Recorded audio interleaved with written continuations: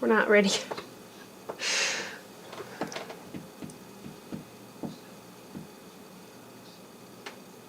Hey guys, how are we doing tonight? Alrighty. I think I have everything ready for tonight. Hi Mina, hi Angela, hi Lisa. I'm excited for this project too. Hi Jeff.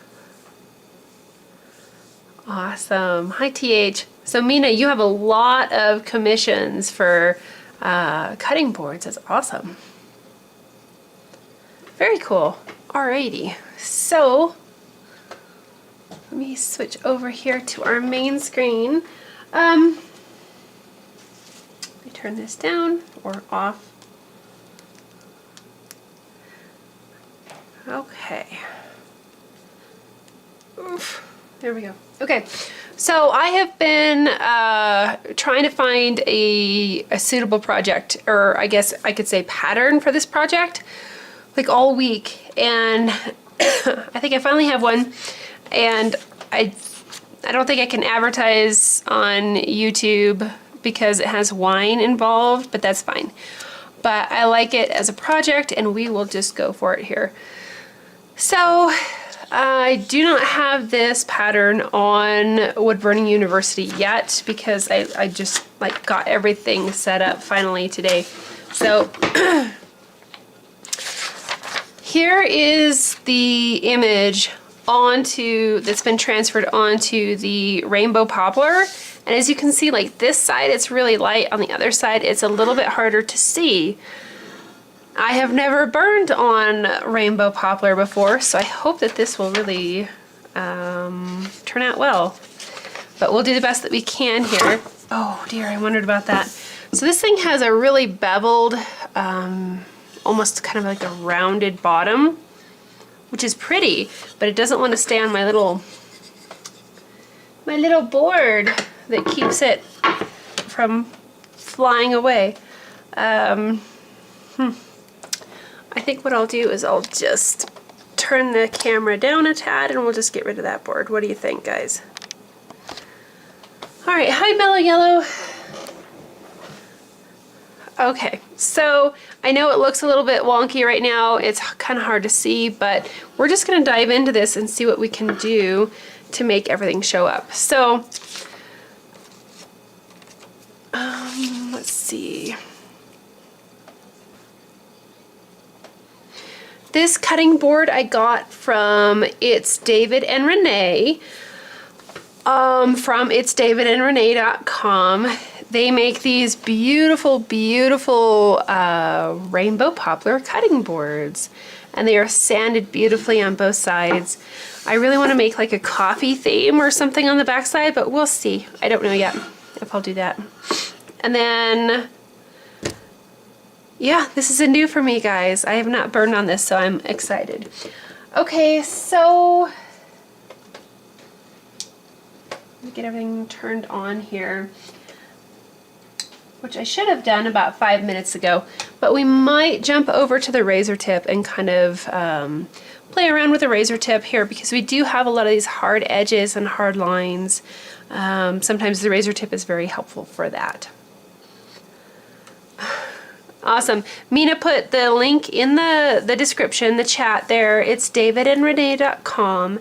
And yes, please use the discount code Minisa10 to get 10% off of your order, which is darn cool. So, alrighty. Alrighty, so I think what I might do is zoom in on the text first, because text is usually kind of a little bit more simple, and it'll give me a feel for how this wood burns, like if it burns dark.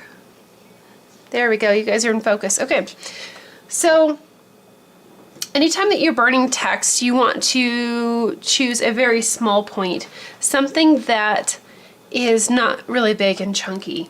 If I'm burning with the Walnut Hollow Creative Versatool, I will probably use the mini flow point, and or I can actually get a finer line with the big old shading point, which is kind of funny. But if you just kind of rock it upside down, you can get really, really delicate lines there. And then as far as the razor tip is concerned, really anything with a hard edge. Like here's a small round shader point you can use to kind of get into some of these tight little nooks and crannies. I think this is the small round shader, their newer one. And same thing, you know, you just kind of turn it upside down and you should be able to get a nice line. Razor tip also has a small ball stylus, which you can do for a lot of this. Some of the really wispy areas you might wind up doing, kind of using something with a sharper point, like even a knife. Here, I think this is the, I forget what that one's called, guys, but I think it's a knife. Is it a knife shader? No. Anyway, but anything that you can turn upside down and get a really nice edge will work just fine and dandy. Okay. So since I just turned on my Versatools and they're not very warmed up yet, I might go ahead and start with the razor tip and do the small ball point, just to kind of get get a little taste of how this wood burns and see how it turns out. One of the challenges that I find when working with two different burning systems, like the razor tip and or the walnut hollow, or like a coal wood and something else, is like not getting the cords wrapped up in each other and making a problem, or you burn through another burner's cord. So make sure you keep everything kind of separated. Alright, so I'm using the razor tip with the small ball point, and right now I'm at a level 5. Let's see how that turns out. I'll probably start burning like in the dot there, just to see how this does. Oh dear, guys. Terry, did I put the date on the wrong? Did I do the wrong date? I don't even know if I can change it now. Ugh. Yeah, I'm like, there's not very many people here tonight. Did I do the wrong date? Oh, I'm so sorry. I don't even know if I can change it right now. Ugh.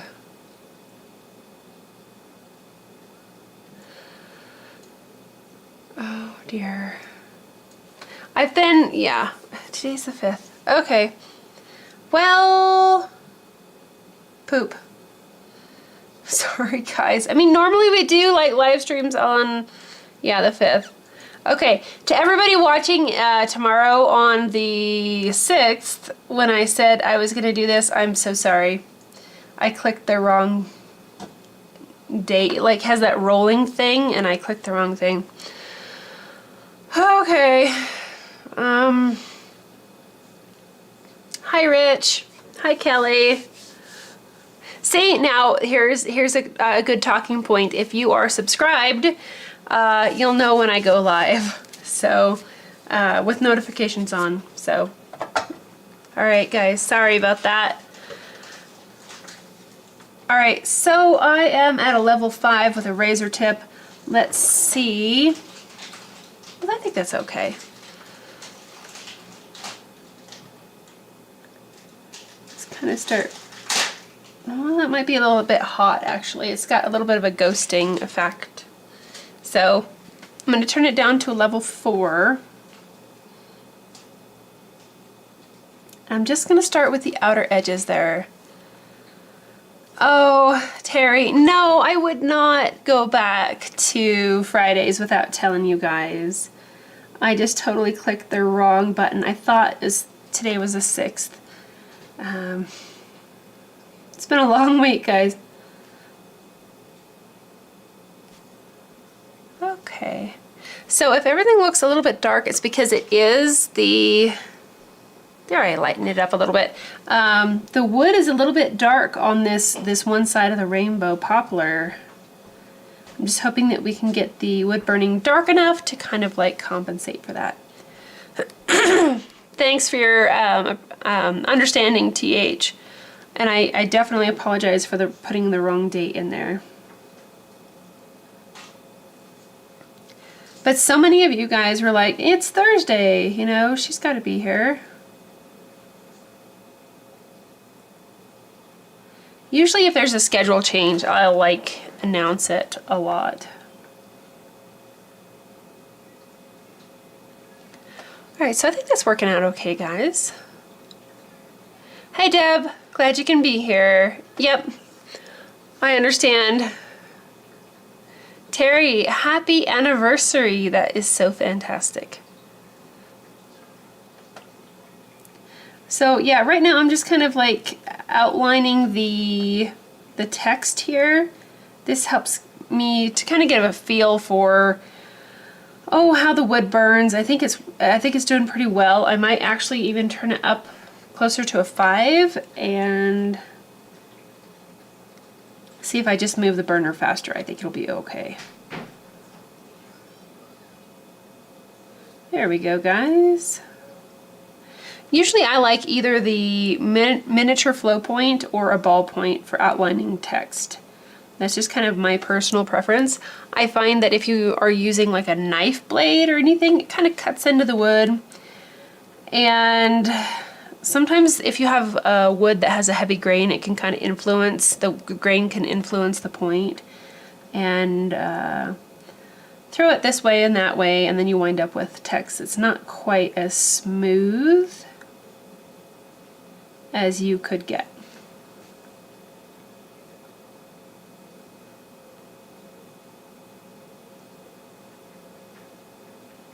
Alrighty. Hi, Cheryl.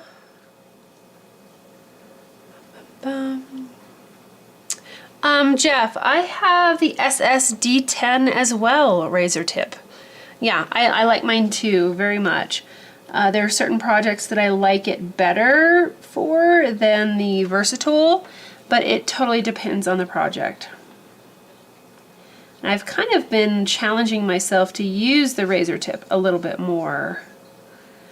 I think it was last year, about August, I wound up being in my car a lot, every day, all day, and I wound up doing a lot of wood burning in my car, which turned out pretty cool, and I was not able to use the Versatile because of it just wouldn't heat up well enough with my power system, and so I wound up using the razor tip much more in the car and challenged myself to create some pretty cool pieces. So I think it's always good for us to push through our perceived boundaries to kind of grow as artists.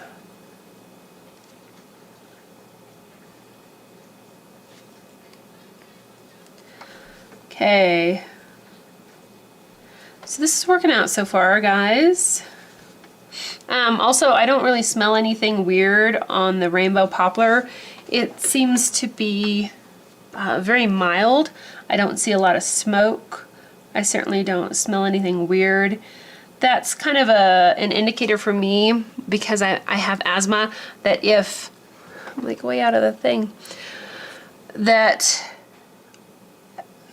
because I have asthma, if I can smell something odd about what I'm burning on, that's kind of a red flag to me, and I wind up not burning on that, or using a face mask or something like that, a respirator. This smells really nice. It's like doesn't even hardly have a smell, so. And no smoke, that's always a good indicator. Pine smokes really bad. This seems to be like harder to burn than basswood. The point is not like sinking into the wood near as much as basswood, so that's kind of cool. Just maybe a little bit different.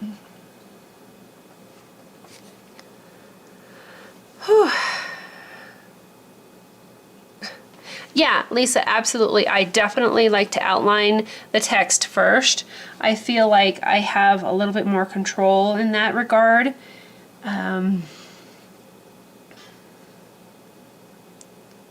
There's a saying that I learned a long time ago when I think I was getting my hunter's safety card. Anyway, when you're shooting a gun, you aim small and you miss small. So, and same thing with softball. If you aim for like hitting the entire ball, there's a good chance you can miss. But if you aim for like the center of the ball, then you're probably going to hit the ball. So if you aim for just the center, I guess that doesn't really work. But anyway, I find if I zero in on like the outlines, I can make sure that I get everything blocked in. So aim small, miss small. If you just try to like block in the letters, it will definitely go faster. But I like maybe a little bit more crispness to my letters. But it depends on what you're going for, the look and the tools that you have. So like this one, I'm just gonna kind of like outline in the letters instead of the outline. I'm gonna burn inside the letters instead of the outline. And generally it creates a little bit of a softer, fuzzier kind of a look. Sometimes when the text is really small, that's just all you can do. Is just accommodate to the size of your point. Sorry, kind of multitasking, focus. Terry, what did I ever do with the steering wheel desk that I made for my car? I still have it. And there are times that I take it with me to town in case I need to get some work done. I basically, in order to work out of my car, I had obviously a wood burning tool, generally the razor tip. And then I had a battery backup unit that I would use to power my burner. And then I had a little, it's a little piece of plastic that clamps over your steering wheel that provides an inclined surface to work on. It was pretty cool. And I would just sit in the car and burn. But it got kind of hot in the afternoons, so I would just get out and walk around. Lisa, you're having a hard time typing. Oh dear. Okay, so Terry, the drawing for the project, this is going to be set onto Wood Burning University as soon as I get a chance. You're freaking out the cat. You're scaring her. Go get him, Bobby, go get him. Anyway, I just really wanted kind of like a wine type feel to the project. Now I'm gonna kind of burn in between the lines here. I wanted a wine feel for this cutting board. It's vertical and it has this little hole. I think it'd be really cool to like hang it, and then on the other side have like a coffee theme. So because both sides of this piece of wood are so sanded beautifully, I think it would be neat to kind of like do a morning and evening kind of a sign that you could put in your kitchen. You know, hang it up for coffee in the morning and wine in the evening. That it might be kind of fun that way. So, but I wanted something a little bit more simple than a really realistic project, because we just spent 7 weeks on a very realistic mountain lion. So I'm ready for something a little bit simpler. So the project with the wine glass and the grapes and all that is going to be, some delicate outlining and some soft shading, and then we should be kind of through it. So I don't know if we can get it done in one session. We might have to just do 2 sessions on this. What was that? But we'll just see what we can do. I might turn this up to like a 5.5 for the outlining here. I think that'll go a little bit faster.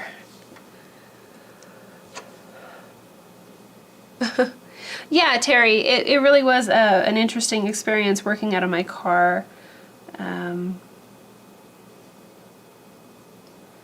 Definitely a challenge. The heat and the bugs, I think, was the biggest challenge.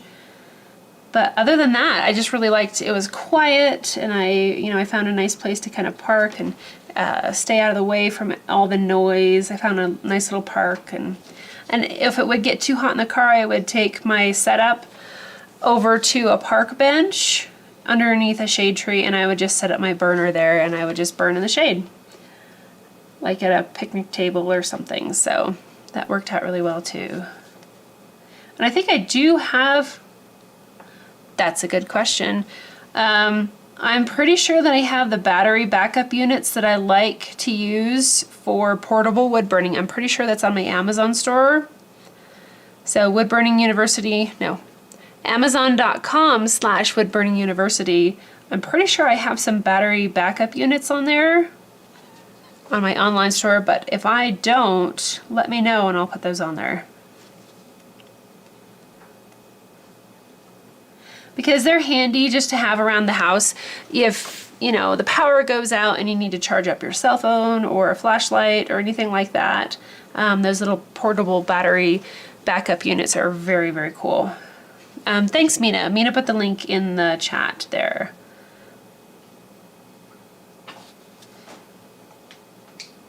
So just kind of filling in the lettering here.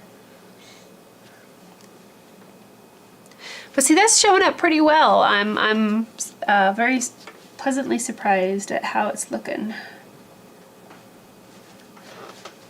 So I'm going to turn it down closer to a 5 for the outlining, and then we'll fill them in. Terry, is it a softwood? That's a good question. I don't know. The way they categorize softwoods versus hardwoods is a little bit different. And I'm certainly not an expert on all the different kinds of woods that are out there. I know, they were in the meadow below. If they get annoying, I guess just go chase them.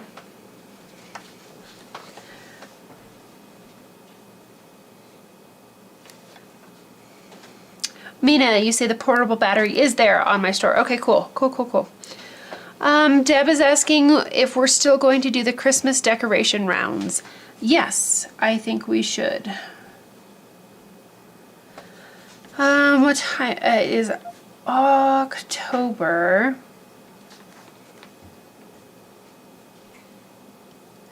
So we could maybe even do that after this project, because I know that a lot of people try to get their projects for Christmas burned in the fall so that you can, have everything done and sell them for Christmas. So let me know, guys, if you want to do a Christmas themed ornament project after this wine scene.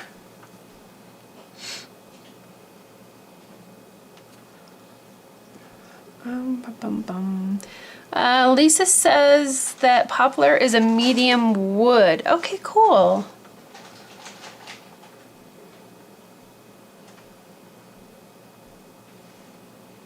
Yeah, the rainbow poplar is very pretty.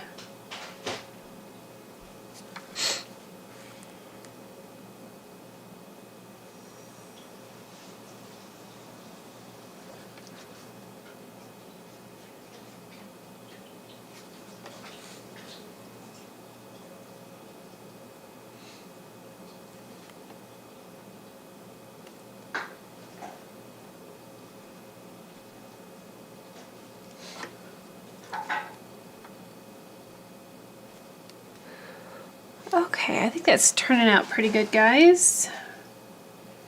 And I did want to make sure that my wine glass was over here in kind of the lighter area, because it is a bit, I don't know, I just hope that it would show up a little bit better if it was over here on the right hand side. Hey, no. Cash? Hello?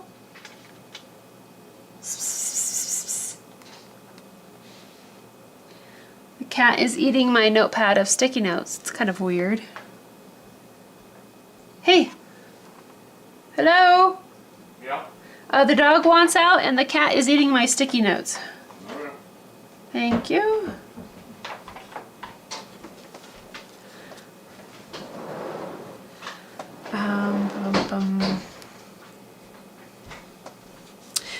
This is rainbow poplar, Terry.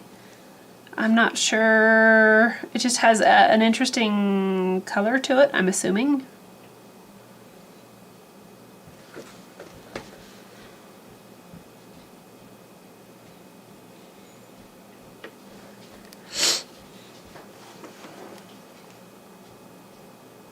And I do have some bad news to share with you guys. I think after a lifetime of 20/20 eyesight, I think my eyesight is starting to go downhill, which is quite the frustration. I've never had glasses or contacts or anything like that, and I can always see really, really good. And both of my parents, they started losing their some of their vision in their early 40s. So I thought, man, if I can just make it to 40, I'll be doing pretty good. So I'm over 41 now, and I think in the last month or so, I can tell that my eyesight is starting to go, which is devastating to me. I've always loved being able to see up close. I mean, I can still see far just fine. It's the up close vision that I'm starting to lose. So I'm not sure how that's going to affect my wood burning and all that, but I definitely noticed that I can't see really close like I used to. So and I can see there's an adjustment right now that I'm working through here too. So hopefully this will turn out okay. But I think vision and age is finally catching up to me. But I do feel very, very blessed to have had a lifetime of very good vision, so.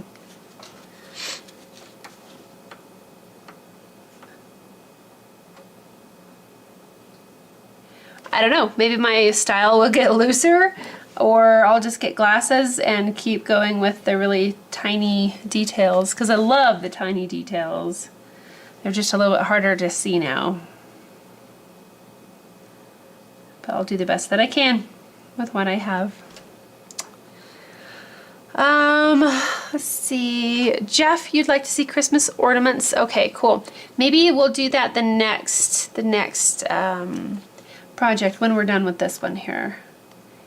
I don't really foresee this project going more than 2 sessions, so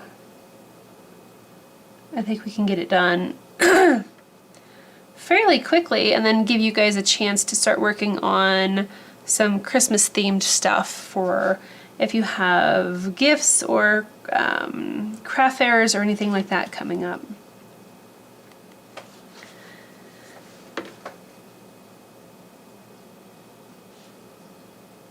So I just had a moment of panic. I'm like, did I spell everything right? Have you guys done that? Where you put text on your project and you start burning it and you're like, oh no, I made a typo. I hope everything is correct. Savor. I'm not French, so I didn't put in a U. But anyway, momentary panic. At least it's just wood burning and not a tattoo, right guys? That would be a little bit more devastating to have a typo on a tattoo. I know it happens. Okay, so here we are. Sip and savor. Alrighty, so let's dive into the next part here. Terry, yeah, thanks. Lisa, you remember when you had to get glasses? Yeah, no fun. I don't need glasses yet, I don't think, but I can definitely tell. I go to pick up my cats and I'm snuggling them. I'm like, wait, I can't see you. And I have to put them farther away.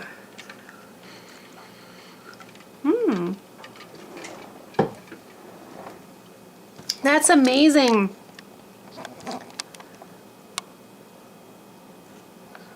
That Terry, after 45 years of glasses, you were able to get rid of them. How cool. Mina, you have glasses? Yeah. My son has glasses too. He can't see like anything. Yeah, mellow yellow. You're right there too. Yeah. So anyway, I'm like, whoa. I think I have everything right. So we'll see. Okay. Jeff, you got glasses for driving and watching TV. Yep. Lisa, you double check for spelling all the time. Yeah. Okay, so I want to lightly outline my project. I'm gonna probably stick with the ballpoint for right now, and let's just see if we can keep our lines kind of nice and delicate. If you wind up trying to do delicate lines with a ballpoint and they turn out really big and chunky, you might try turning the temperature down a little bit, because sometimes that heat just kind of spreads out. So I turned this down to just below a 5 on the razor tip, and that seems to be allowing me to have a nice thin line that I can do and kind of burn in a controlled, slow fashion. I don't have to move really fast to keep it from over scorching.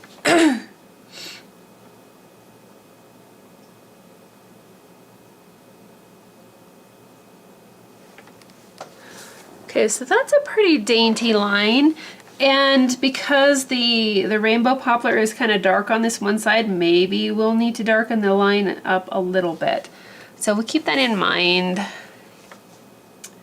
In fact, I might just go over a little bit more here and make it a little bit more visible, because it is kind of dark on this side.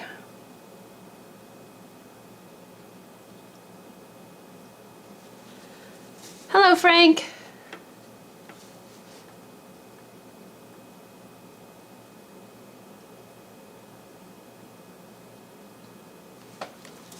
Okay, I think that's a little bit better. The line is still pretty thin, but we darkened it just a little bit.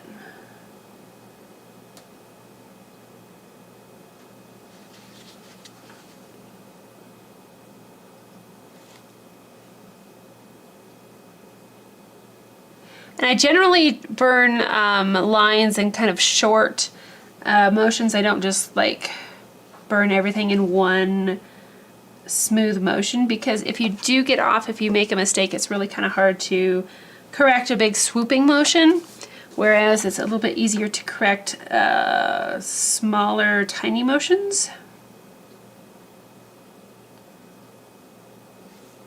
Okay. Hi, Estella.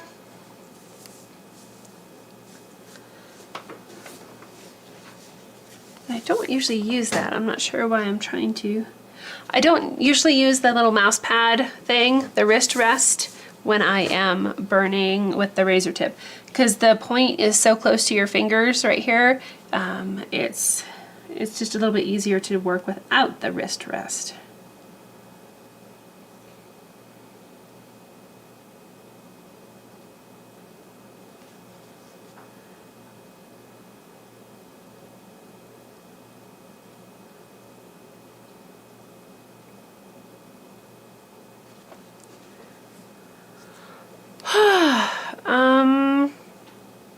Estella says, I could not join earlier. Did you show the wolf completed? I think I did. So Estella, if a lot of times, like when I'm done with projects or done with the live streams, everything, yeah, goes over onto Patreon. But let me see what I got here, guys. The wolf is...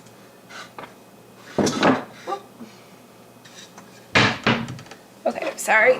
So here's the completed wolf project that we did earlier this summer. Let me zoom out and, come on, zoom out. And I will refocus really quick here. Okay, so yeah, this was the wolf project that we finished up, so. And all of my past live streams, like this is our 70th live stream, all the other ones are posted on Patreon. So patreon.com/Minisa, and that is where you can find all of the past live streams. All right, so I'm liking this. This looks like a really nice, delicate, dainty line. And we will refocus. Okay. Yeah, Terry, I think the wolf turned out really cool too.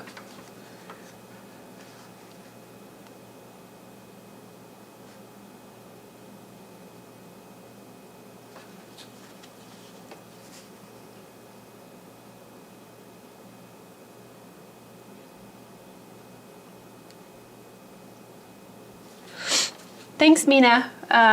Mina put the post for Patreon, or the link to Patreon, in the chat below.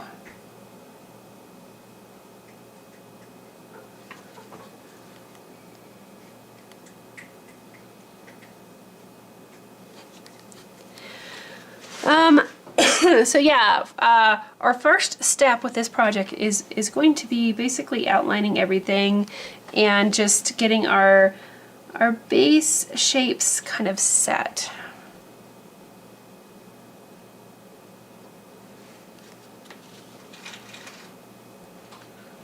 Thanks, guys.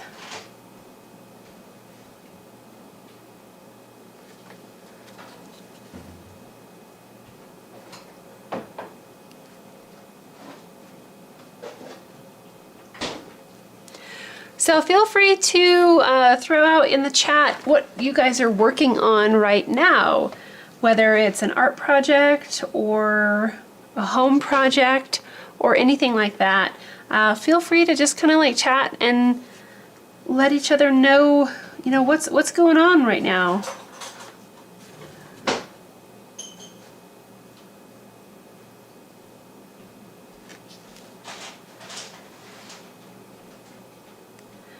As a lot of you know, I've been working on firewood gathering for like the whole month of September.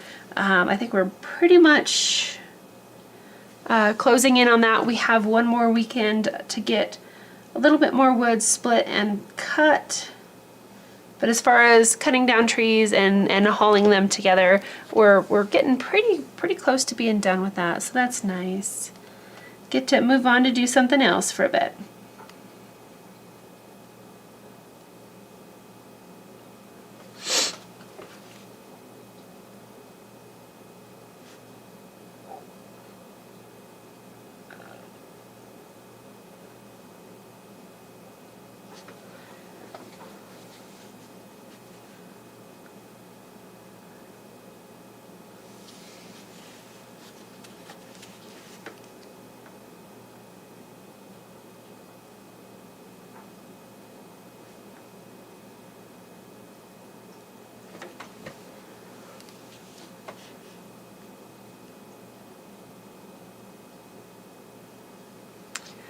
Angela, you're making a project jar. Pieces of paper with objects, animals, etc. And 3, figure out how to put them together. Hey, that's really cool. I like that.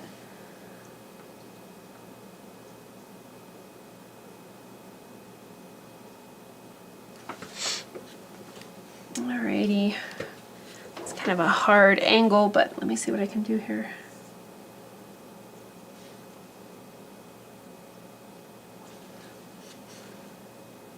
So anytime you burn a cross grain, just really take your time, turn your temperature down a little bit, work in short strokes, don't press down really hard, and that helps whenever you're burning across the surface of the grain. Because a lot of times when you burn a cross grain, it gets kind of jaggedy.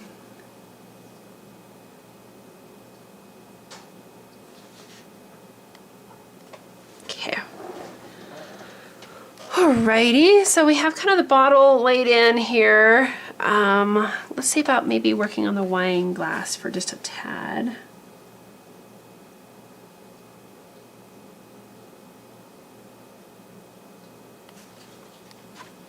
And if you're new, whoops, if you're new here, the pattern for this project is also available over on Patreon. And patrons get the projects for free. So once I get this loaded onto Wood Burning University, it will be, you know, you have to pay for the pattern, but for patrons you get the pattern for free, which is pretty cool.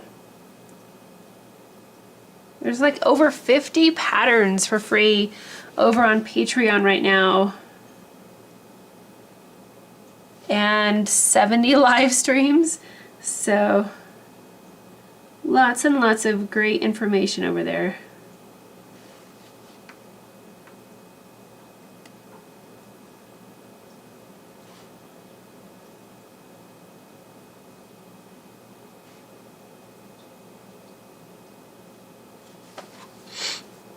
Yes, Mina. they have made some big changes to Patreon that just released. So I'm still kind of like working through the new system and platform. Looks a little bit different.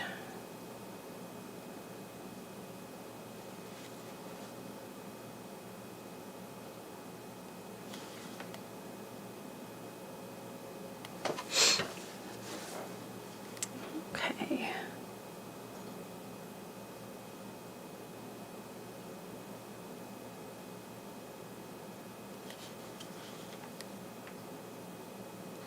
Mina, you're saying this is Livestream 71?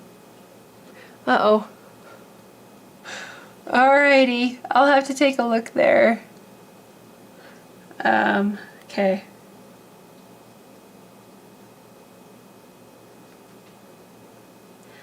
I know that, Mina, on Patreon, I know that we started a live stream and then something happened and we had to like start it again. So it was actually the same live stream, but there was a separate one set up. I'm wondering.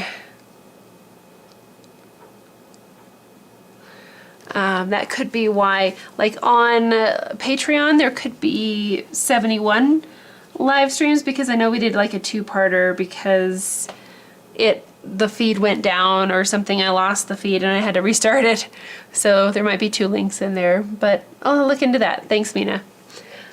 Kelly is doing a raccoon and Noah's kicking your butt. You're not very good at realism. Gotcha. Yeah, the realism is definitely a different thing. So we've done several realistic projects here on the live streams, and we've also done a lot of more simple projects as well. So it's always kind of fun to kind of bounce back and forth between those. Ah, Mina, thanks. Yeah, we'll have to check that later on how many live streams that we have. I know there's a lot. And each live stream is 2 hours. So yeah, lots and lots of information there on Patreon. Okay, I'm about out of the film. Okay, so now you might see something here on the top of the wine glass, like the line in the front is missing. We want to keep it that way. So it creates kind of the illusion of a transparent edge to the glass.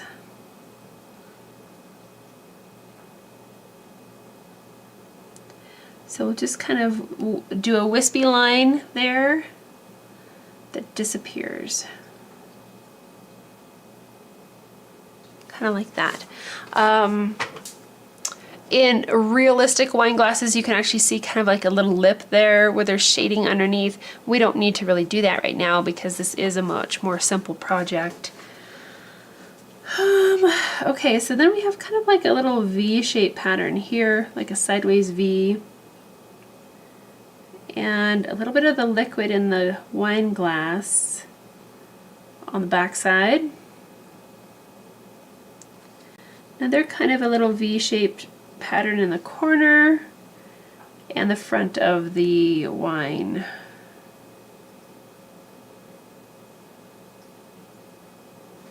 Okay. And then I'll probably put in some of those other lines when we get ready to do a little bit more of the shading. And I forgot to do this guy up here.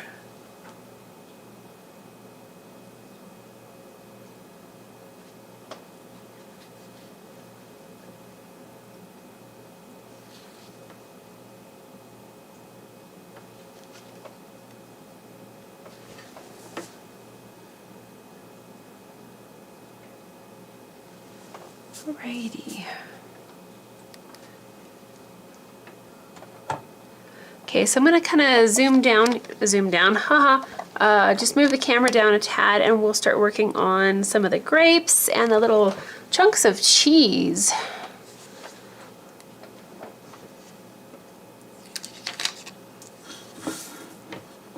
Maybe we'll work on the grapes first because those look like fun. Alrighty.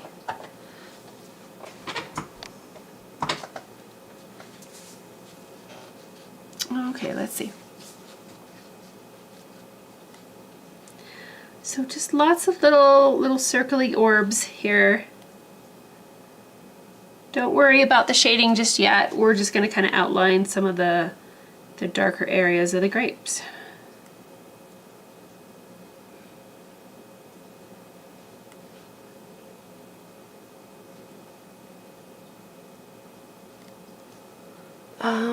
Let's see, I might zoom in a tad, guys. Nope, that's the wrong way. Hey, that's a little bit better. A little bit brighter.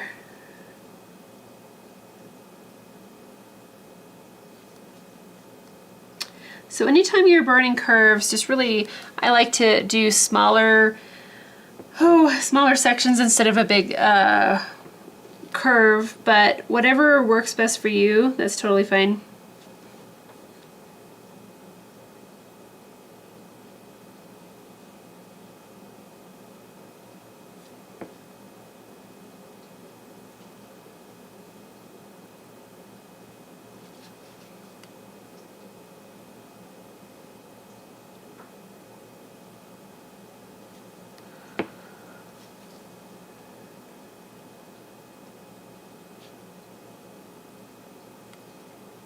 These will be fun to shade to get that nice rounded appearance. This ought to go pretty fast and pretty fun. So right now the outlining is definitely what's taking us the most amount of time right now. And then we'll dive into a little bit of the shading. And there's not a lot of shading on this project, so I bet it'll go pretty fast.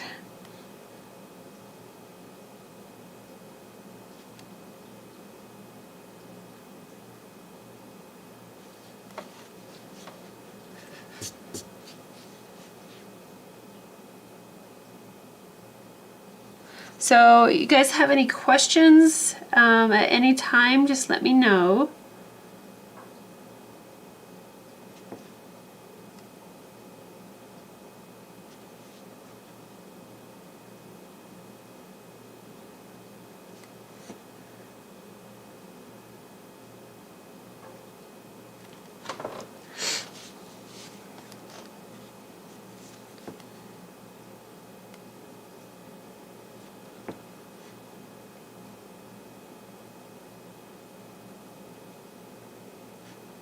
And you can do this same thing with a lot of different points. Just find something that you're comfortable with using that can create a nice thin line.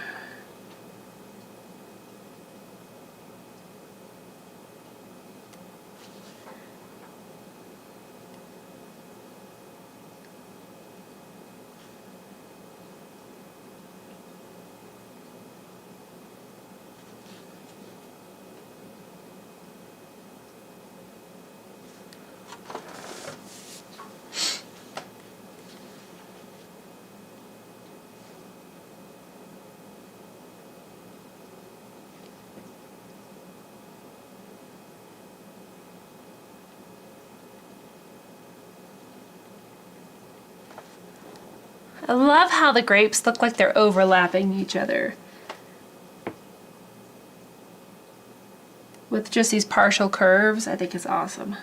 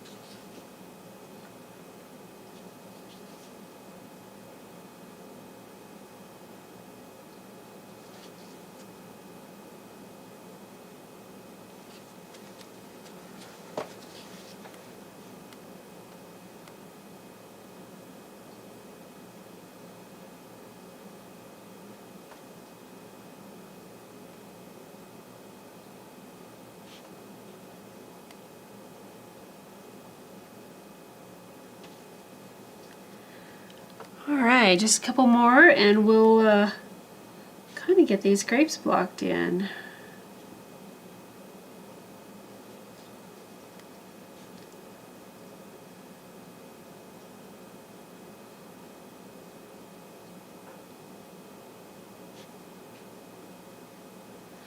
Alrighty, cool. Those are fun. Alrighty, so we have a couple little stemmy things here with the grape leaves. So just really nice delicate lines on these. Lower temps, light pressure.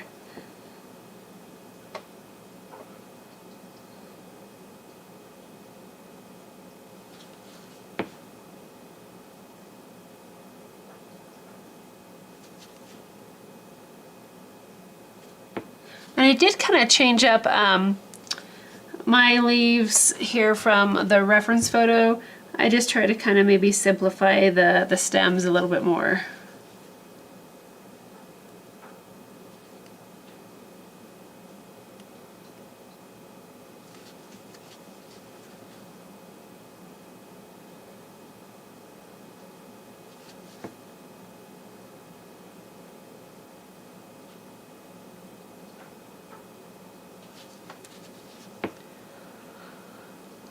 Frank, you're working on 5 cabinet on wheels and drawers for painting and wood burning. Hey, I think that's awesome.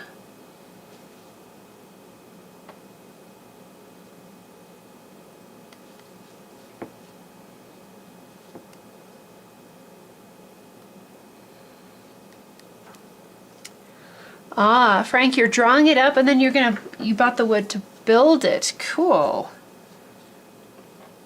I bet that'll turn out just really, really awesome.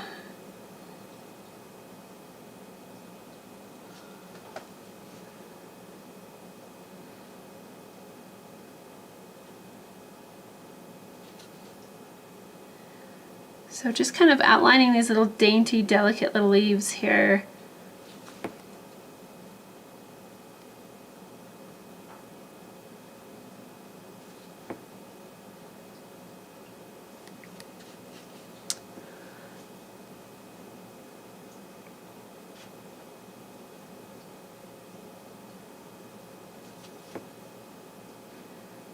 You know, this is going really fast. We might actually be able to do the shading and everything tonight. That would be pretty darn cool. Okay, I really wish I could block this up a little bit more. Wondering what I might be able to use that's a little bit thicker to block this up. Maybe my little booklet, let's try that.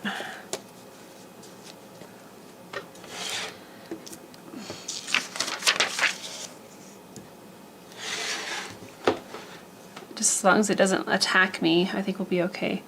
I think that's better. All right. Bear with me here, guys. I just can't work at the end of my table because I have nowhere to rest my hands. And then we have our little cheese chunks to burn. Garcia Arts, hi! I'm doing well. How are you tonight? I've been thinking about you. I haven't had a chance to get back with you. I hope the rest of the show went great. Sounds like you made a couple sales that first day. That's awesome. Feel free to let me know how it went here in the chat, or you can shoot me a message too. But yeah, I've definitely been wondering how the event turned out.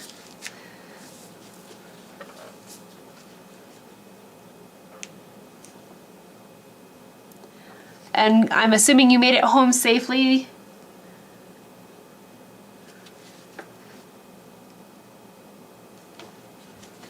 Yeah, I was hoping you'd be here tonight.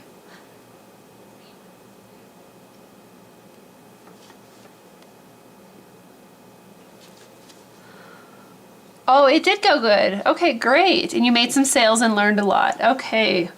So Garcia Arts had an art fair, an outdoor art fair that he went to kind of in, oh, hello. Hi, but you can't be here, sweetie. Do you have hiccups? Oh, you do have hiccups, my dear. Anyway, I had the wonderful pleasure of meeting Garcia Arts at his art fair, so that was awesome. Oh, this is Chipper. Chipper has hiccups right now. You ready to go get your sister? That's the dog outside. I'm just really glad he jumped on my lap and not on my desk. Too many burners. Garcia Arts, you made it home, but lots of traffic. Oh my gosh. Yeah, a lot of people checking out the leaves. I do not envy you going back that direction at that time of day.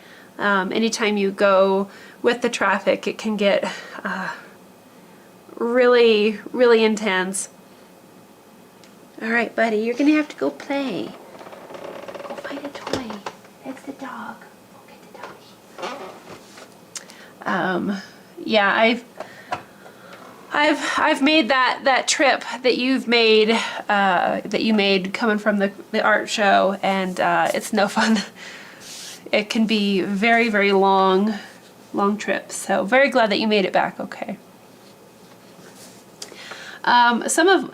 That's, I think, one of the coolest things about doing an outdoor art show or an indoor art show. Either way, you learn so much. Even if you don't think that you're ready for it, or you don't have enough pieces, whatever, just really try to get out there and experiment with those indoor art fairs or craft fairs, because you learn so much about people and you know, how to set things up for the booth and the best layouts, and how to deal with inclement weather, how to price your pieces. There's so much that you can learn by just really getting out there, jumping into the scene. I know a lot of times I kind of avoided it because I didn't think that I was ready, but you're never going to be ready. Just dive right in and you learn so much. So expect a lot of times the first show to be, you know, it could be a little bit frustrating. It could be a sellout. You never know. But just jump into the field and learn. The first outdoor event that I did was like in my hometown, so I didn't have to travel very far, which helped. You know, I knew some of the people that showed up to the booth, which was pretty cool as well. So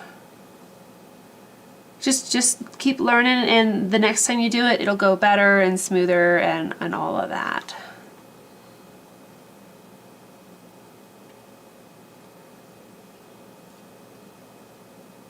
So yeah, it was my daughter's birthday this week, and lots of trips up and down the mountain to and from town for school. So I've not been on text messages or social media or anything like that. I've just kind of like dropped off the radar socially wise, trying to deal with everything that I've got here at the house. But please know that I am thinking about you guys and wondering how everything's going. So very cool. You're welcome, Garcia Arts. Lisa, how are the baby turkeys? The baby turkeys are here again.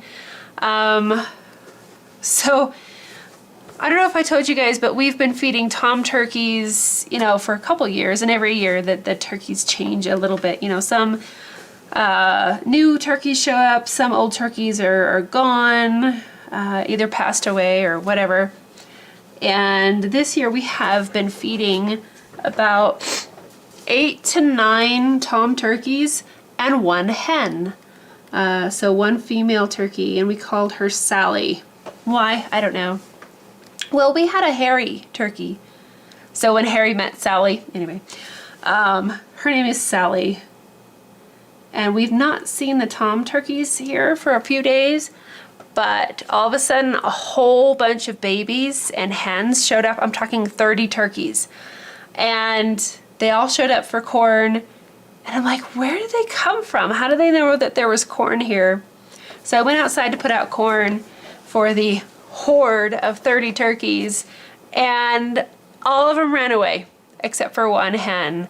I'm like, Sally, you're back. So Sally came back. She showed everybody else where all the goodies were. So now we're feeding 30 little turkeys and occasionally 8 toms. So it's really crazy. Alrighty. Okay, so I think, guys, we can probably switch over to a shading point. I'm going to turn off the razor tip for right now that I have my lettering done. Let's zoom out a tad. Garcia Arts, yes, this is on a cutting board. Let me refocus. Let me turn that off. And let's see. So here we have a cutting board. These are beautiful cutting boards from... It's davidandrenee.com. This is a rainbow poplar piece that they sanded. It's just beautiful. And they make these for wood burning artists specifically. And if you go to their website, it's davidandrenee.com, and you put in the discount code Minisa10, you can get 10% off of your in-stock order purchase. So if you want to create one like this, that's how you can do that at a discount. Oh, so let's see. And like I was saying earlier, I love that it's so smooth and sanded on both sides that on the back side I want to make like a coffee theme and then be able to hang it vertically. I would never use this for cutting. I would just hang it up in the kitchen. Thanks, Mina. Mina put the link in the description. So a wine theme for the evening, a coffee theme for the morning. Chipper! And I think that'd be pretty cool. It's just too pretty on the back side to like let it go to waste, I think. Okay, so, oh, Chipper buddy, you gotta go do something else.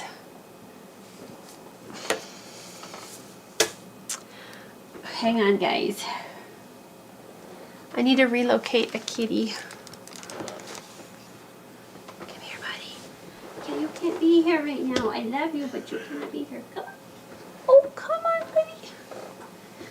We say bye, Chipper. Come on, Chipper. Oh, Bobby's over there. Why don't you go snuggle with Bobby? Oh, look. See, there's Bobby. She's so sleepy. There you go. Just don't pounce on her, okay?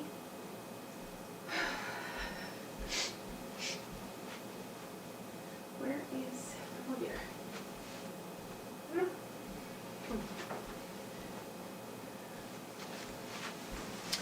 Okay, guys. Thank you for your patience. I took Chipper over with his sister Bobby, and hopefully they'll have a nap. So I just have too many cords and cables and hot burners for him to kind of hang out here. Mina says, if I burn on both sides, would I charge double? Probably. I think the value would be there to charge double for your project. That's a really good question. I think, yes, I would. Because it's twice the amount of burn time for the same piece of wood. So I totally would do that. I think it's a good idea. Because a lot of times you need to kind of like, you know, make sure that your time is covered. And I know as artists, it seems like we always we never get the amount of time out. What is... Okay, guys, my mouse is like crazy, something weird. Okay, whatever. My mouse is malfunctioning. Okay, so let's see. Let's maybe start in on the grapes just because they look so fun. Hang on, it's going to get a little bit blurry here. Just for a moment. Come on. There we go. Okay. And I wish I could move my little picture, but my mouse is crazy. Something is weird with my mouse. I have no idea what is going on. Alright, that mouse works, but it's not very handy. Okay. Alright, so the grapes look like a lot of fun to burn. So, a lot of times before I start burning an area, I like to kind of analyze it first and see, okay, how are these made up? So you might think that we just need to add a little bit of a shading, kind of a dark area on the bottom side. But if you look, we actually have a little bit of a reflected shadow. If I can get a red pen here. So there is just some standard shading like down here, but you'll notice that a lot of the shading is actually right in here. And then we have a lighter area down here, so there is a little bit of reflected light coming off the table and up into the grapes. That's one of the reasons that it looks so nice and round. So we don't want to just come down here and just darken the whole bottom section. See, this grape right here is a great example of that shadow area is up here, and then we have a highlight down below. So that's something that we're really going to want to try to mimic and mirror with the project. So the grapes, I think, are going to take us probably the most amount of time to shade, and we'll just see how far we can get tonight.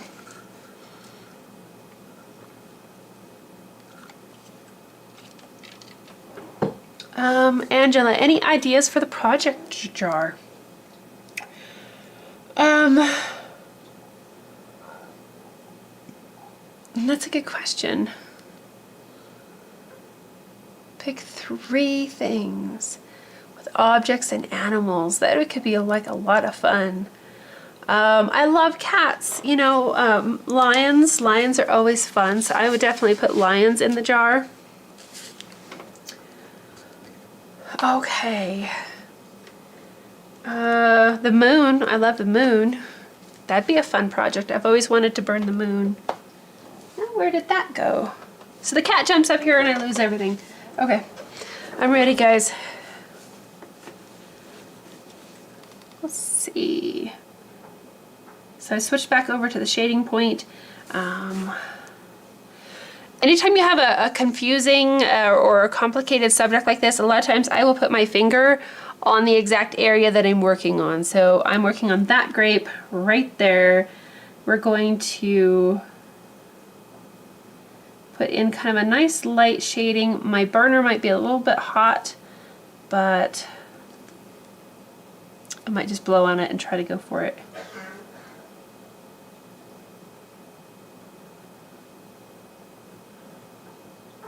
So this is going to look a little bit rough to start with because I'm going to put in some of the darker sections first with the burner on high heat, and then I will turn the burner down and I'll kind of smooth and blend things out here in just a bit.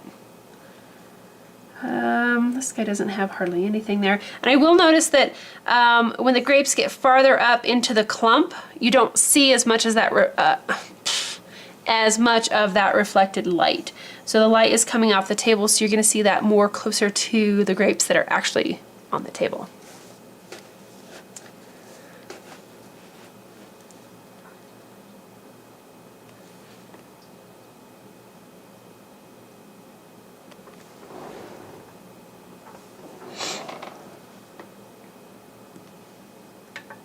Hey guys!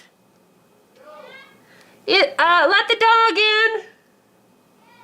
Thank you! Okay, find the grape. Terry. Oh, I love it. You get all kinds of ideas. Angela, you can also go online and pick like a random word generator, like pick nouns or something, and it can kind of give you some fun ideas too. Thank you. Do you know where the kittens are? They should be asleep on the couch because I had to move Chipper. Chipper came over. They are. They're so cute. Okay, so this grape right here has a great example of that nice reflected highlight.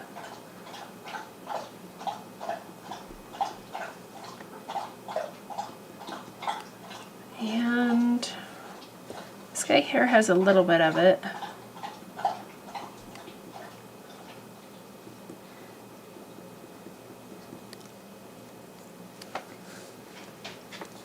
Yeah, flowers, that's a great idea too.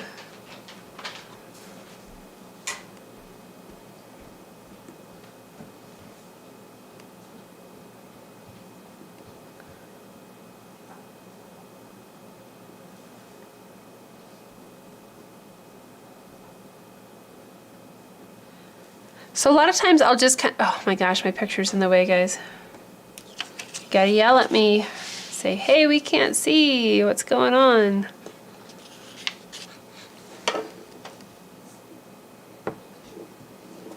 Okay.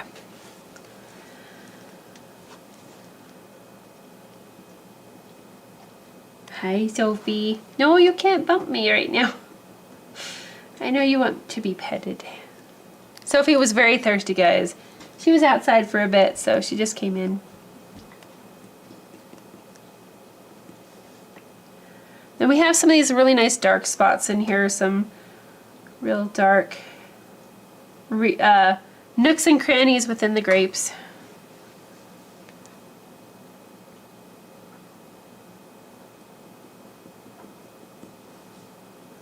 Where are we?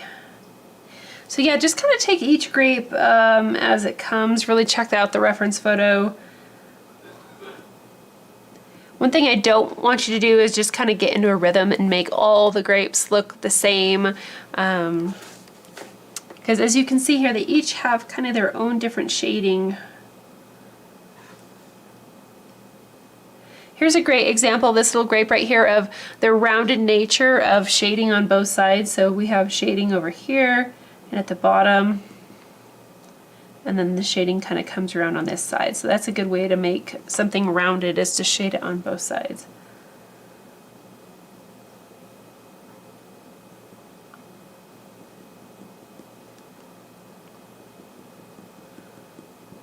A lot of crescent moon kind of shading areas here too.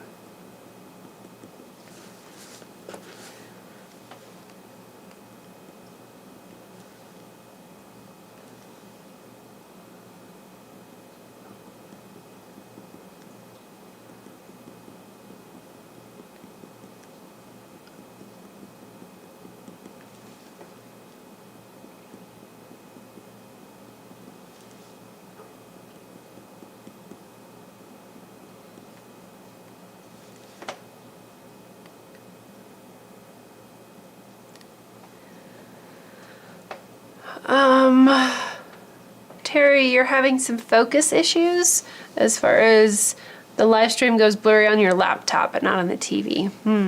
It could be, I don't know. I know sometimes like laptops, if they have, programs running in the background that are taking up CPU power, sometimes that can, kind of make things slow down. Mina, it takes you forever to choose a reference photo. I agree. Sometimes I am way, way, way too picky.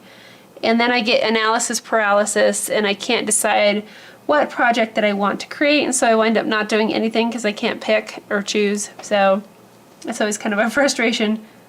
Or I'll start one and then I'm like, ooh, look at this, or ooh, look at that. And I start other projects and then I don't come back to finish them.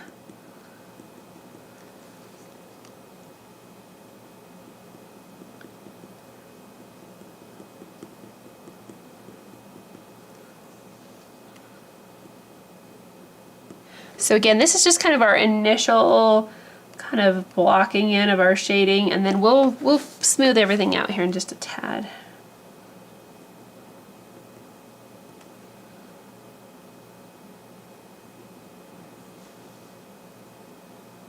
It's so easy to get lost in the bunch of grapes though.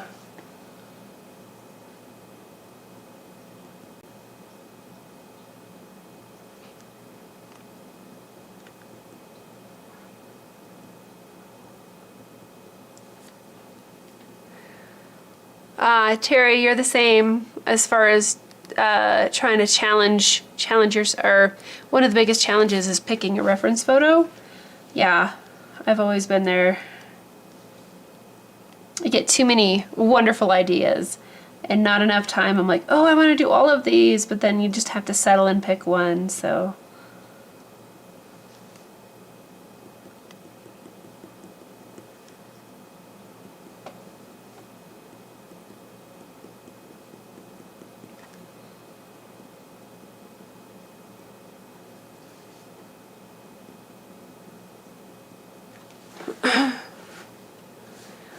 Angela, that sounds like a lot of fun. Yeah, I've wanted to do more surreal pieces too.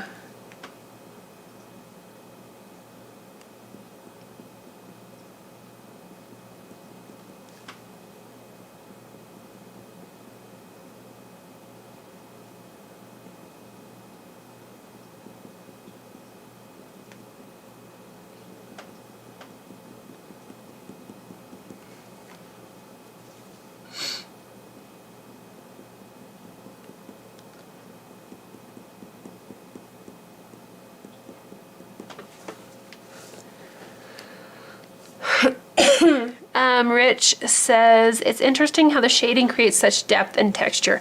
I agree, yeah.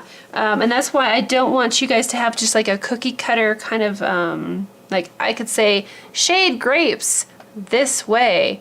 Just like, you know, sometimes you see tutorials online as far as this is how you wood burn or draw a water droplet. And they give you the exact recipe each time.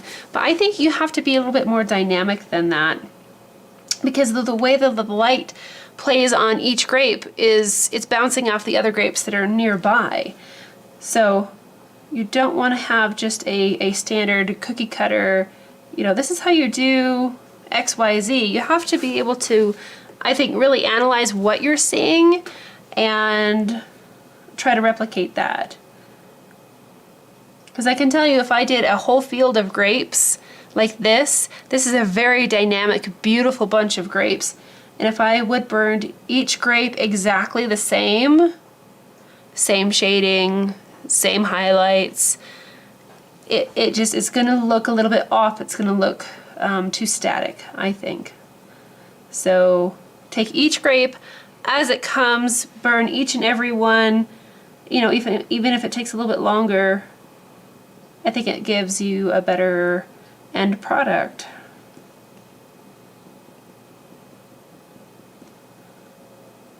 So just correlating what you see to your hand is, I think, one of the biggest things as an artist that you can practice on. And I know that I've told you guys this before, but when I was in school a long time ago, like high school, I never went to a real school to learn art. But when I was in just high school, like in social studies class, we were supposed to print out a map and label it. Well, I decided to freehand the maps. I'm talking like contour maps, like if you look at the shape of the United States or a state or anything like that. And I would just train my eye to see the minor fluctuations of linear lines. And I can't tell you how much that helped me as an artist to see minor fluctuations. So if you want to kind of increase your skill level as an artist, go to some really basic, simple stuff, like just training your eye to see stuff. Take a map of Connecticut or, you know, Delaware, something with like lots of irregular shapes. The Hawaiian Islands, the coastal contour of the British Isles, and just sit down and try to freehand that. It's purely training. You know, you're not going to sell it probably or anything like that, but just going for skill is really, really good. So training your eye to see those minor fluctuations, just freehand maps was really one of the best ways that I learned how to do that. So if that gives you guys maybe some ideas as far as a challenge for artists, I've never really heard other people say that. Everybody's like, you know, put a vase in front of you and draw the vase, which is pretty cool. But I think a lot of times we get so intimidated looking at a three-dimensional object and trying to draw it on a two-dimensional surface that we get maybe too frustrated or overwhelmed. But if you take a two-dimensional representation of something complicated, and it doesn't have to be a country, it could be anything, but take 2D to 2D and try to replicate it as best you can and see those minor fluctuations in the lines, and that can really help you out. Okay, so now that I have my lovely little bunch of grapes I'm going to turn the burner down a tad. I might zoom out. I don't know. Let me see. I don't know. I wish my mouse was working because it's just not. All right, I'm going to turn this down to where the orange meets the red. I'm going to let that cool down for just a sec.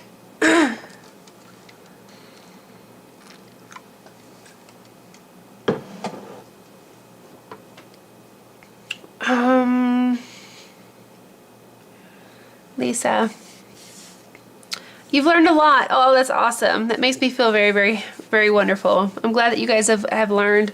I know sometimes I'm a little bit multitasking and I don't always know that my instructions or perceptions come across. So if you guys are learning something and it helps you, that is fantastic. And it's just wonderful. Thank you. Yes, grape shapes do vary. As you see, they're not all perfectly round. We have like some little oblongy ones in there. Some of them are like bigger, smaller. So yeah, grapes do fluctuate as well.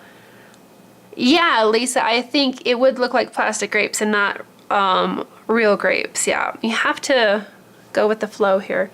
That's a bit dark. Oh, I did lighten it. Okay, cool. I'm getting my camera figured out, guys. That makes me happy. Terry, you challenge yourself by drawing with the opposite hand. Oh, nice.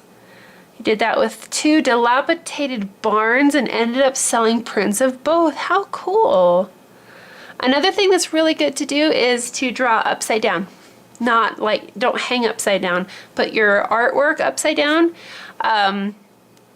because it makes you focus exactly on the lines, the shapes, everything that is there instead of what your mind thinks is there. So that's really good as well. Drawing upside down is a great, great skill to learn. It helps you as an artist. Okay, so this point is cooled down a little bit. We're going to just start blending out these grapes a little bit. Some of my dark values aren't quite as dark as I would like, but I can come back and touch those up here in a bit. So we're just going to kind of smooth these grapes out. And blend, blend, blend.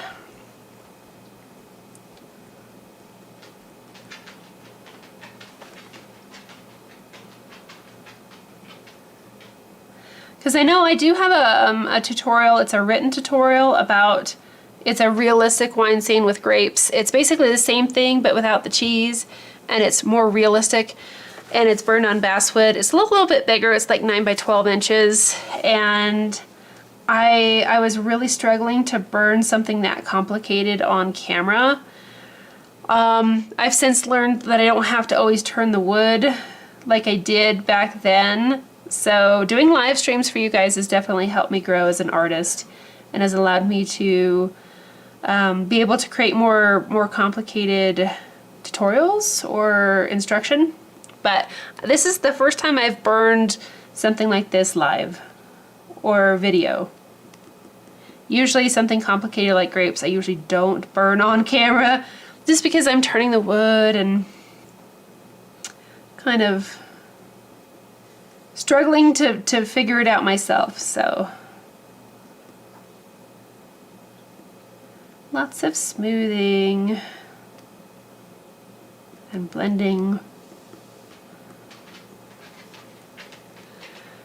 And this does have an interesting texture. It's a little bit grayish, not texture, a color. It's very gray. As you can see over here, this is more like a basswood. This is like almost, it reminds me of a butternut or a walnut kind of a coloring. So what I would definitely encourage you for a cutting board that has this rainbow pattern is I would hit this with colored pencil after the burning is complete. These grapes are just gonna really pop and come forward with a little bit of encouragement with even just some white colored pencil. You don't have to make it grape colored. You can just accentuate some highlights with white colored pencil and these will really, really turn out well.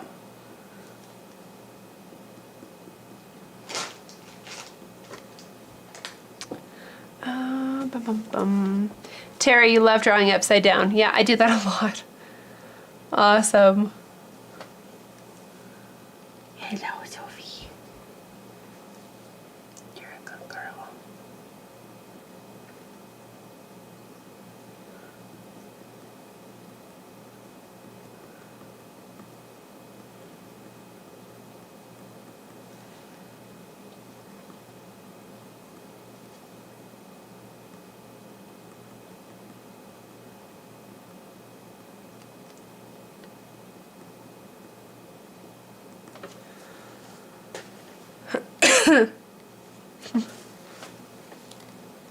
Another thing that will really help these grapes to pop is to push some of the darker values a little bit darker, which I can definitely do here in a bit.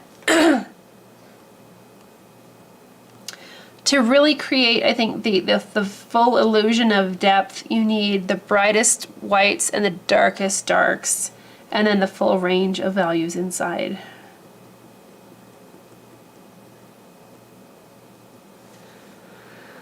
Hey Barbara, so glad you can be here tonight. Rich is asking, does the white colored pencil act as a light source on the grapes? Yes, it would. So anytime you have like glinting of glass or a bright white highlight, you can definitely use colored pencil to create that illusion.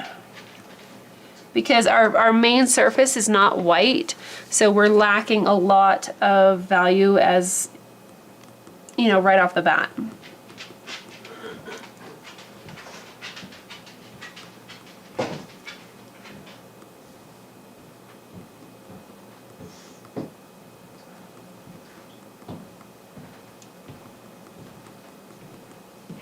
Hey.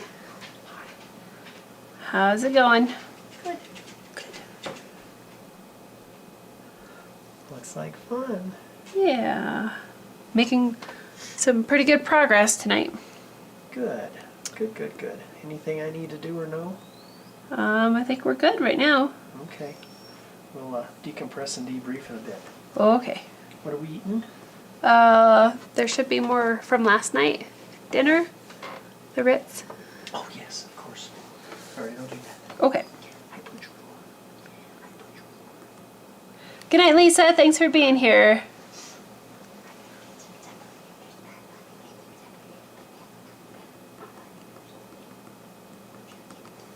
Okay, so these guys over here are looking nice and round and plump, which is what we're going for. And we'll just keep working on the rest. Just blending, smoothing, make sure that we don't... it's easy to burn too much, I think, on some things like this, so make sure your temp is down.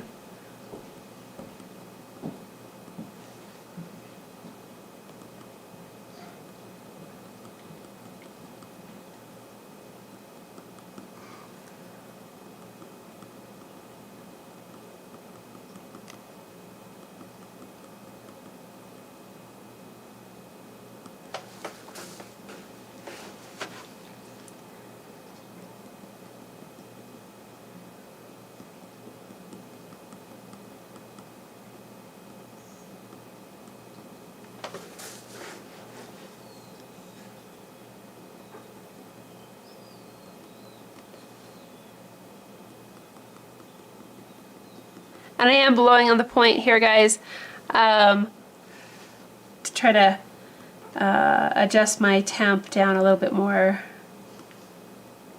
Everybody says hi, Jazz. He left. I'll tell him again when he shows up, guys.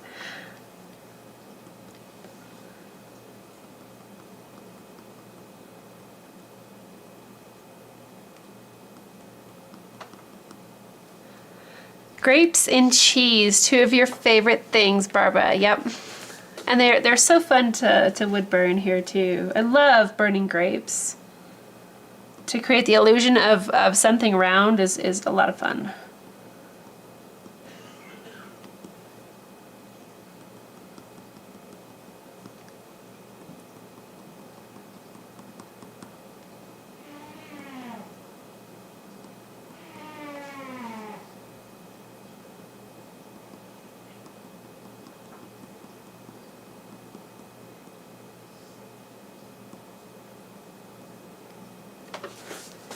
totally completely forgot that little guy. He doesn't have any shading yet. But that's okay, we'll take care of him too.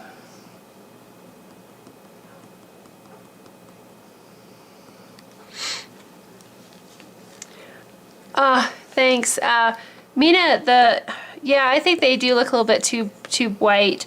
I know I have my camera maybe a little bit overexposed, so you can see the grapes a little bit better here, but yeah, there's not as much detail over here. They are a bit overexposed, I think, on the reference photo. So we're almost done with the grapes, and then I'll probably crank up the burner and just kind of hit some of those darker sections to really make everything pop.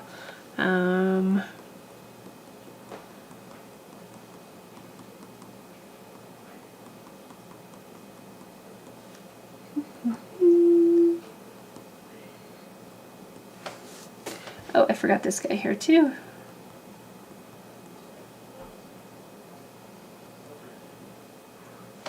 Okay. All right, so that's looking pretty good. I'm going to turn the burner back up to high. And while that is getting warmer, I think I'm going to jump up here to the leaves. And we'll burn some of those leaves in a little bit. And then once we get up to optimal temperature, we can go ahead and add in some of these shadows and stuff underneath and ground those grapes. Because right now they're just kind of like floating in space. So by adding a little bit of a shadow on this one side, it will attach the grapes to a physical surface and kind of ground them. So that will be next. Just a nice light shading here on the leaves. We're going to add some veins. And you can add as much or as little texture on these leaves as you want. Right now I'm just using the upper part of the shading point to kind of lay in some texture there.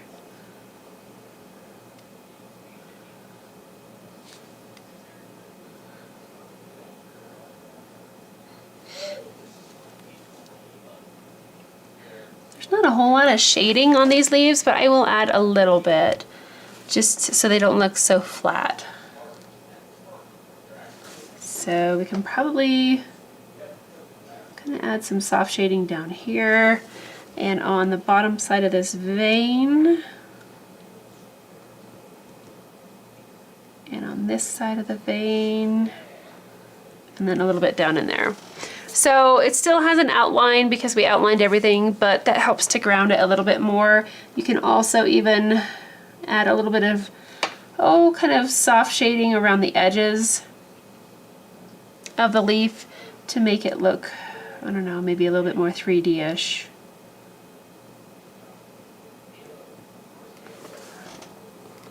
Okay. And then you can always add a little bit of shading on the bottom side of the stems. That guy got kind of dark, but that's okay.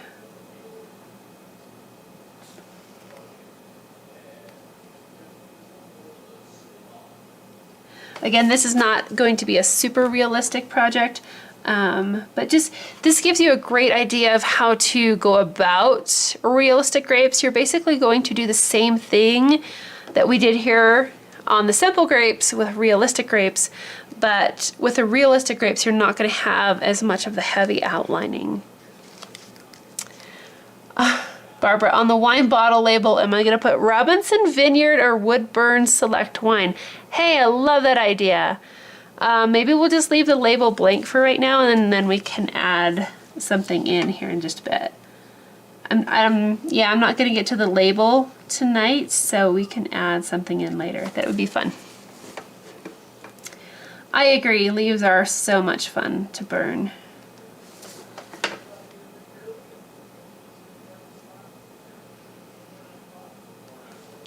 A little bit more texture in here and a tad bit of shading.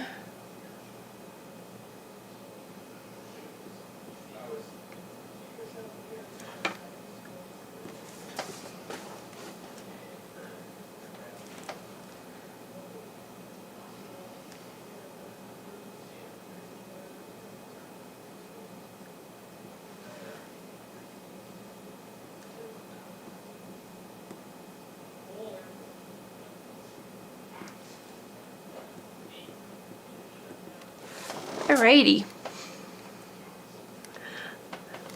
Okay, guys. Alright, so my burner is back up to its hotter stage.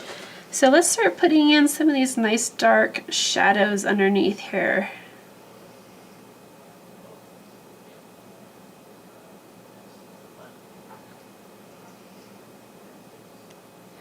And we will ground the grapes into their element, into their environment.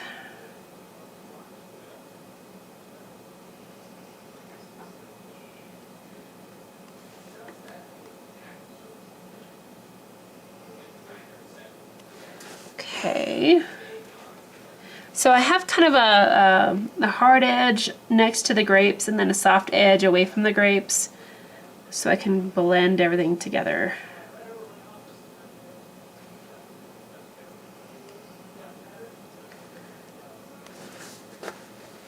And then I love there's just like some nice little wispy lines coming out from our shadows.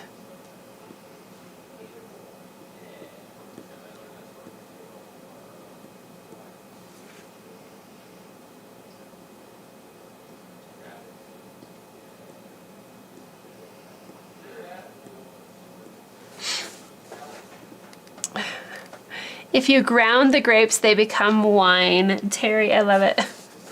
Yep. You know, when I say grounding the grapes, I think like, you know, they're banished to their bedroom or they have no access to TV. But in this case, we're just making sure that they are sitting on a surface. But every time I say grounding the grapes, I'm like, go to your room. Go sit down. No TV. You can't call your friends. We're going to ground these grapes, guys. They've been bad grapes.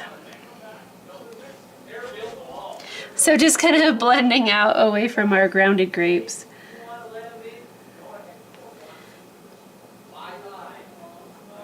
If I can draw a straight line, that would be good. If not, we'll just blend it out, I guess.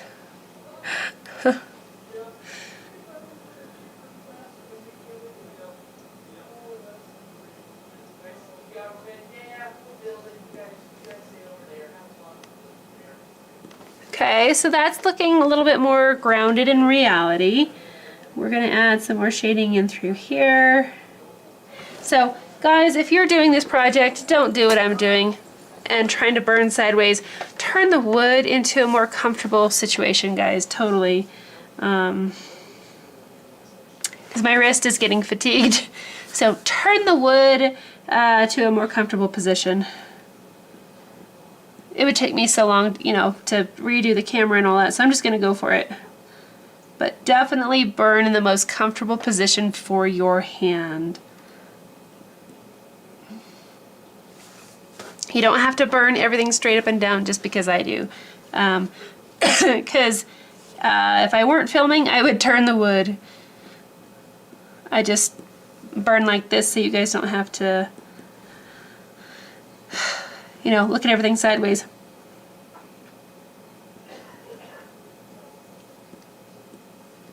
Okay, so our light source is kind of coming from this direction. That's why the majority of the shadow is on that side of the grapes. But we do have a little bit of shadows in and around the grapes, just from the grapes, like reflected shadows. I don't think that's the right term, but we can have reflected light, so we can have reflected shadows. That's my story, and I'm sticking to it, so.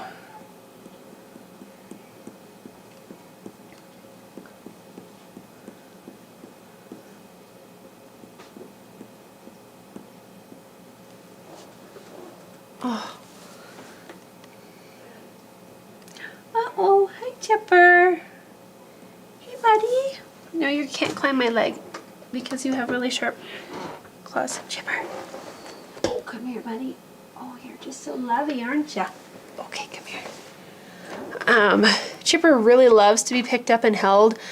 He's also my sous chef in the morning. Anytime I'm up making breakfast or coffee, he likes to be held like this.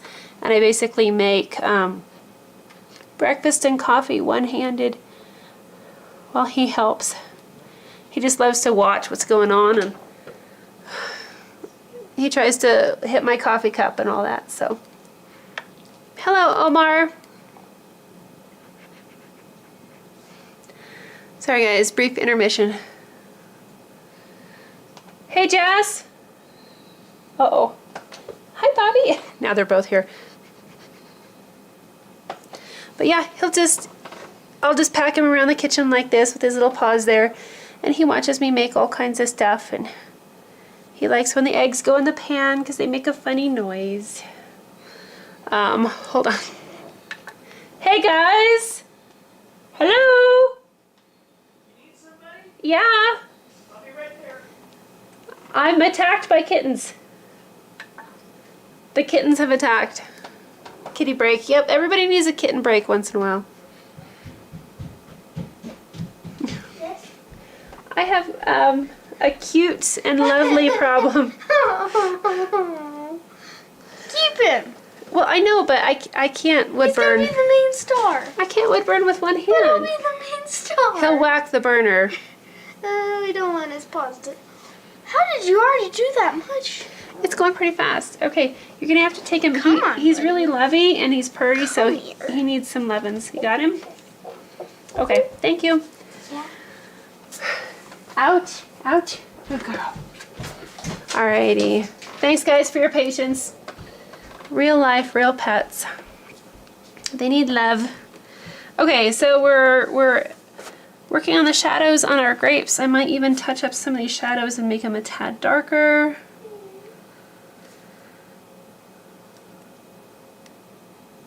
So I'm gonna kind of darken in between some of the grapes and make it just a little bit richer. That will make those recesses a little bit deeper appearing, and our grapes will get a little bit more depth.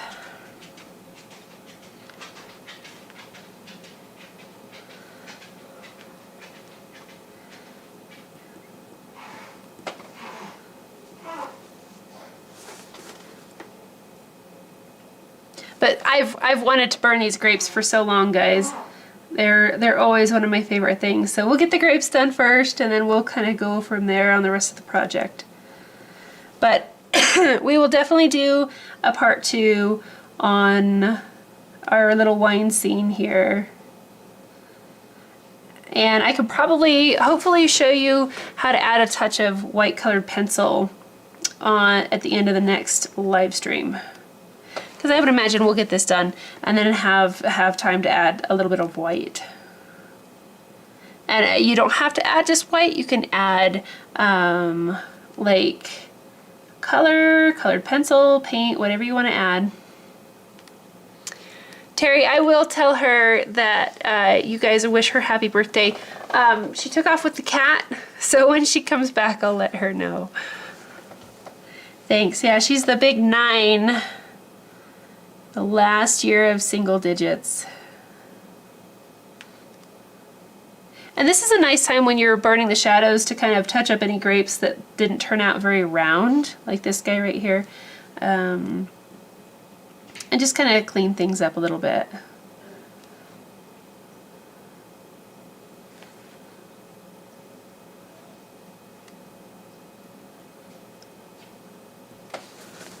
Okay, so that's helping a little bit. We're getting some depth in there. And then to make, like, see, I want this grape right there to kind of disappear into the background. Just kind of blend that out like this, and it just recedes back into its clump, which is pretty fun.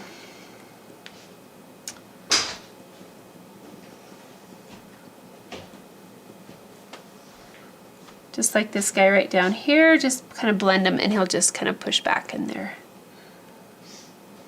Everybody said hi, Jess, a little bit ago when you first showed up. Oh, really? Yep. They didn't see me. No, but Angela heard you and ratted you out. Oh, she did? Yep. Hi, Angela. Hi, Mitch. Barbara, will I be adding color to the wine and cheese? I don't know. I guess you guys just let me know. I was just going to do some white colored pencil, but I could add more color if you guys want. So let me know what you think. Do you want sepia tone or color?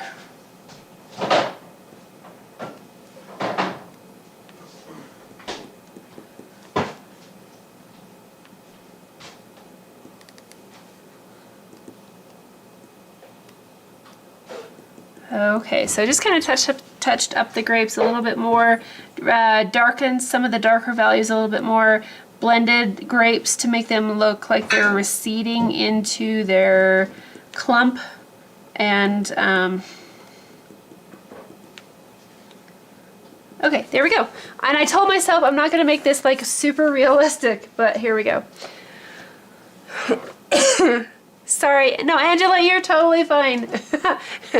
No, Jess needs ratted out once in a while.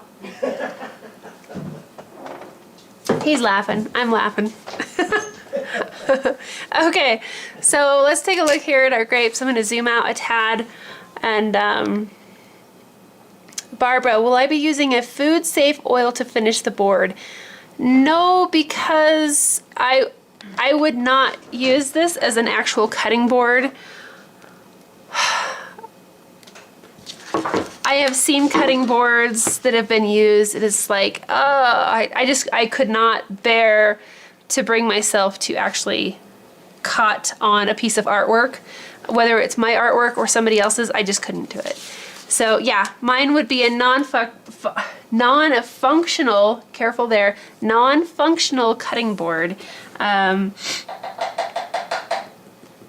You know, if you have a cutting board that was just like laser printed, or somebody just put like your initials on it, something simple like that, I would use it functional. But I could never bear to start, you know, let's throw a slab of fish on here and start cutting up the fish on the artwork. It would just drive me insane. So I would, this is a decorative piece, guys. This is a home decor cutting board. You hang it on the wall. Oh, that would just make me sick to start cutting onto it. Seriously though, throw a piece of fish on there and start slicing away. I'm just laughing. That's okay. Well, after you spent so much time on a project. Oh, exactly. No, I couldn't do it to my artwork or anybody else's. Thanks, Mina. The grapes did turn out, they're popped more, a little bit more. So Rich says sepia tone and not color. Terry, sepia. Mina, sepia. Sepia tone would be much better, simpler.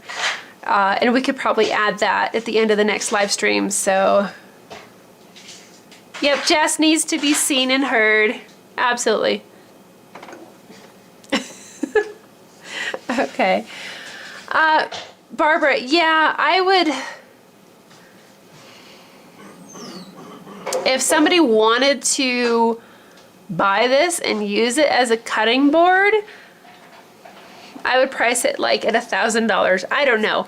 It just is like, I don't know, that people don't understand the value of art. If it was a laser thing and it was coated in resin and then covered with food safe something, chop away.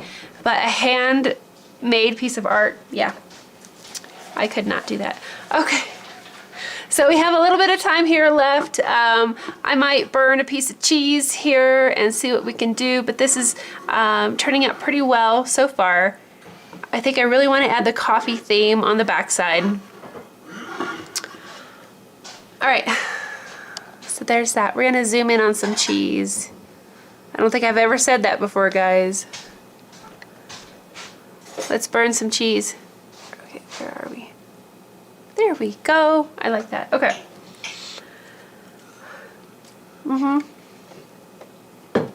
Yeah, Barbara, just tell them it's a decorative piece only. It's not food safe. And that's one way that you can kind of deter people from cutting on your cutting board that has artwork on it. Just say that it is it's not food safe. So. No, absolutely, Barbara. Just ask away. I think it's a great, great question, Barbara.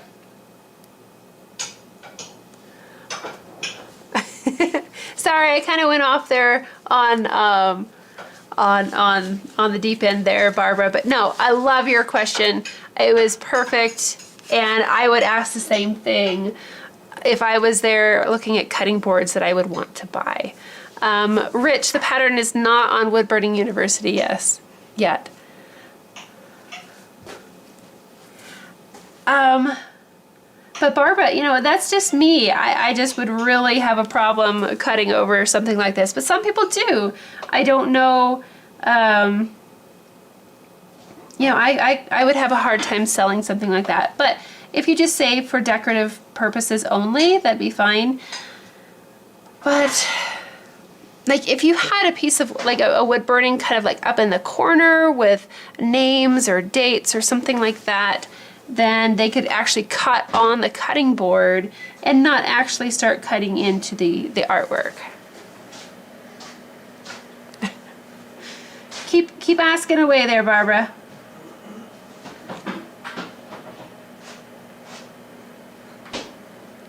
Yep, Terry, absolutely. No bad questions here. And I have seen people try to seal stuff with food grade oil and all that. I just don't know what to use. I'm sure there's some people out there, there's a lot of people out there that are more knowledgeable as far as what kind of a food safe oil, I don't know, like tung oil or something like that, I think kind of rings a bell. But I just don't know enough about oils or finishes to give you a really safe question on food safe oils. A lot of people like to make wooden spoons, and they'll burn on spoons. Spoons are actually a really top seller at craft fairs and art shows, but I don't know if I could encourage people to cook with this wooden spoon that I wood burned on.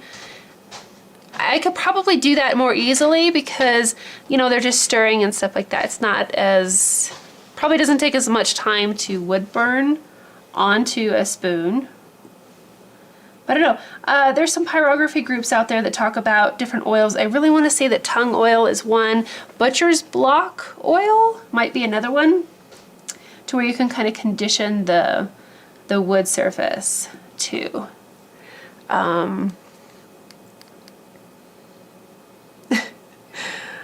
Yeah. Barbara, you say you had just read where people did not finish with food safe finishes on wood, but totally would not let anyone cut on something you created. Yeah. If you do seal it with, if you seal your cutting board for decorative purposes only, I would definitely tell people that this is not sealed with a food safe finish, that you should not cut or cook on it, just to make sure that people don't do something, you know, kind of silly and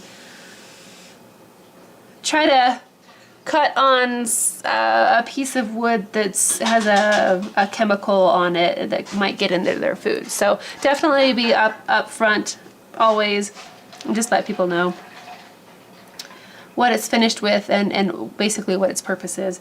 There are some amazing wood carvers and stuff out there that make actual cutting boards.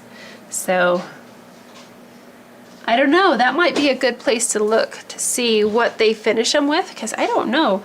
I know that I've been gifted a couple wood cutting boards over the years, and I use it for a few, you know, quite a while until it starts getting dried out, and then I don't know what to finish it with, so I just kind of, I don't know, just keep using it. And it's all dried and cracked, but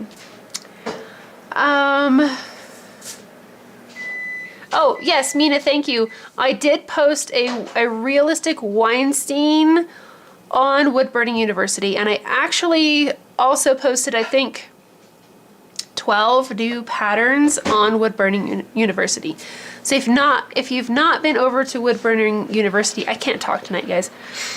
If you've not been over to Wood Burning University lately, there are, I think, 12 new patterns uploaded, and one is a very, very realistic image of a wine scene. So if you're looking for like a little bit more of a challenging project than this, definitely take a look at that. Black backgrounds and all kinds of really, really cool stuff. But definitely use the same technique that we did here on the grapes with the realism. Barbara says food grade mineral oil. Okay, that's awesome. That's great to know. That's what they use on butcher blocks. Okay, cool. Thanks, Barbara. Angela says your local gallery had you pick up your wood burning so they could put laser burning in your place. Oh dear. Yeah, I was at the same art fair that Garcia Arts. It was an art fair. Garcia Arts was at, and just like a couple booths down, they had laser engravings from his wood burnings, and I thought that's kind of weird.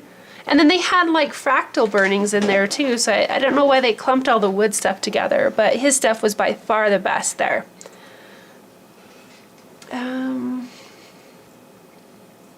Just checking up on the chat here. Rich says that John Boo's mystery oil is really good too. Cool. Oh dear.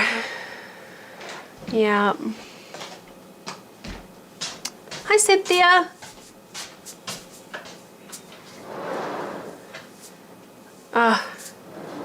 Gotcha. Okay guys, so we have a couple minutes left here. I'm just kind of like burning a block of cheese, but this is definitely going to be a two-parter.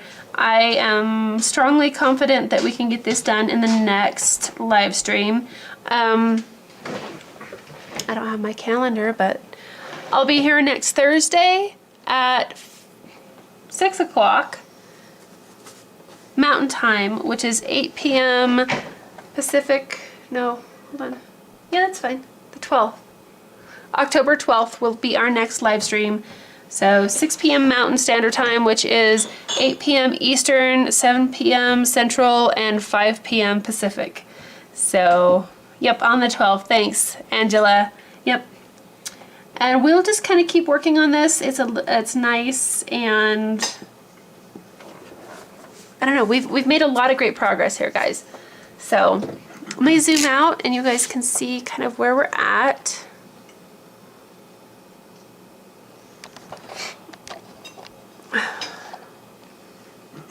Oop, it's a little bit blurry, but hang on a sec. Oh, no. Okay, there we go. All right, guys. We made a lot of great progress on this. We can finish it up next week, October 12th. So look forward to seeing everybody there.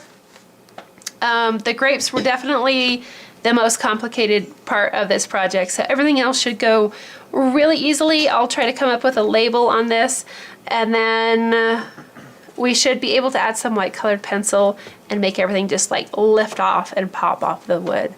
So thanks so much for being here, guys, and I will see you next week at Thursday on our live streams. Thanks a bunch.